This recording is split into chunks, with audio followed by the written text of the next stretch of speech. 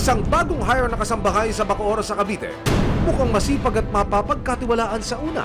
Pero si ate, mukhang may ibang agenda. Sa Taguig City, isa namang working mom ang naghanap din ng yaya online. Dito po sa area ng Napindan, sakop ng Taguig City, napag-alaman ng resibo na mayroon ding na biktima ng tinatawag na yaya modus. Isang call center agent ang tumatayong complainant.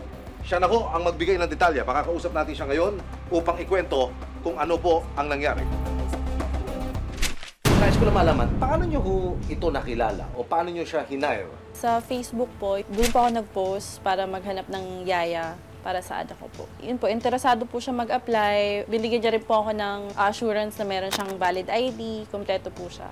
Pagdating ng bagong kasambahay sa bahay nila noong September 2023, nagsipag-sipagan din daw ito agad? Parang narinig ko na ito Nung papasok na po yung asawa ko, napansin niya wala na yung relos sa lagayan namin.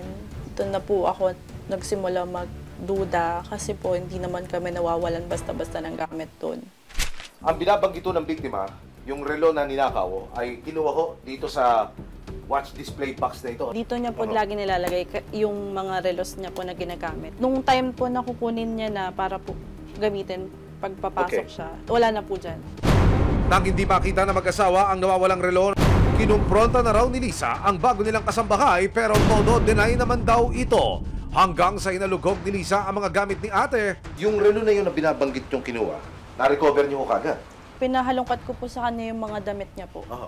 Tapos doon po sa bulsa ng tokong na suot niya. Pagkakuha ko po, doon ko po nalaman na nandun sa loob. Ano sabi niya ho? Ba't napunta doon yung relo sa bulsa ng tokong niya? Hindi daw po siya gano'n, nagtatrabaho po siya ng marangal. Pero nung pagkakuha ko na po, wala na po siyang nasabi. Nang mabuking, agad din daw umalis ng bahay ang kasambahay. Sounds familiar ulit Iba naman ang kasambahay blues na naranasan ng isang working mom na si Tess noong April 23 sa Marikina City. Naghahanap po kasi ako sa Facebook ng mga pwedeng kasambahay kasi need nga namin sana ng stay-in. So nag-post ako. Nag-video call pa kami for assurance.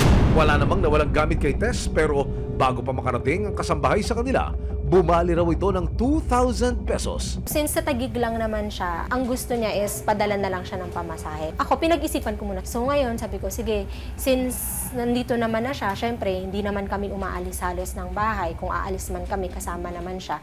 Pagdating sa bahay ng kasambahay, nagpahinga raw muna ito. At pagkatapos ng ilang oras, nawala ng parambula ang kasambahay. Pero may dalawa pang nagrereklamo tungkol sa na-hire din nilang kasambahay online. Iisa lang kaya ang kasambahay na kanilang nakasalamuha? Napag-alaman ng resibo na ang mga kasambahay na inirereklamo ni Sarah, Liza at Tess ay, you guess it right, iisa lang! Opo, siya po yan. Opo, siya po yun. Yes po, siya po yung kasambahay na ng scam po sa amin. Iisa lang ngayon ang hiling ng mga biktima. Ang mahuli si Yolanda para hindi na makapambiktima pa kasama ang barangay ng Napindan. Nakakuha kami ng tip kung saan nakatira si Yolanda. Base na rin ito sa address na nakalagay sa mga ID na kanyang ipinakita sa mga biktima. Bakay naming makunan siya ng pakayag tungkol sa mga paratang laban sa kanya. Tinanong natin yung mga pagkakilanlan, no? At kanyang nasabi nga na mga apelyido na yan ay meron dito sa area na ito sa Purok 5 na pumipirmina sa Cavite. Pero meron pa tayong isang information na may tinitiran din po sa isa sa barangay dito sa Taguig. Pagkatapos nating makumpirma na hindi na roon umuwi o naglalagay itong inireklamong babae sa area ng Napindan, mayroong pang isang binigay na impormasyon ng Special Operations Group ng Barangay Napindan. Matapos ang ilang araw na pag-iikot, nakakuha ng lead ang team ng resibo na nakatira raw si Yolanda sa Barangay Lower Bicutan sa Taguig City. Kinumpirma ng mga residente na naging kapitbahay nila si Yolanda. Ay, ano po yan? Taga Mamali. Saan yun? Doon po sa kapila. Ayun po. Itinuro nila sa amin ang dating asawa ni Yolanda pero ayon sa kanya, matagal na raw silang hiwalay. Po, asawa ko yan po. Iwalay na po kami ng magdadalawang taon na po. Ang huling sabi niya po sa akin, nasa daw siya, Cavite. Wala nang bakas ni Yolanda pero kahit nowhere to be found, may paraan pa rin para makamit ang hustisya. May 6, 2024, sinamahan ng resibo si Sarah sa fiscal ng Bacoor sa Cavite. Yung kaso nga na sinampa sa laban dun sa kasambahay is qualified theft. Ito ay may pagkakakulong na mula from 12 years and 1 day to 20 years.